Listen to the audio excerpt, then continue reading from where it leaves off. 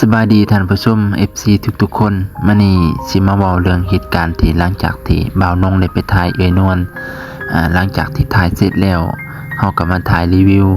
รายตั้งหลังจากที่มาสังเกตทีหลังว่าเอื้อยนวลเพิ่นน่าจะผิดหวังหรือคาดหวังหรืออันใดอันหนึ่งก็บ่ฮู้คือกันเนาะ FC ลองสังเกตสายตาของเพิ่นที่เพิ่นแนมมาหาบ่าวนงลักษณะท่าทางแต่บ่าวนงก็บ่ได้ตัดสินใจแต่ว่าบ่าวนงมาเบิ่งทีหลังว่าเพิ่นอาจจะมีอันใดอันหนึ่งที่บ่พอใจเนาะท่านผู้ชมอันนี้ลักษณะคือการมองหรือการแนมเบิ่งทางบ่าวนงเนาะบ่าวนงก็บ่ได้มีอีหยังไปให้ไปตอนก็ขอโทษขออภัยหลายๆมื้อนั้นเนาะเพียงว่าไปถ่ายซื่อๆท่านผู้ชมเพิ่นอาจจะคาดหวังหรือ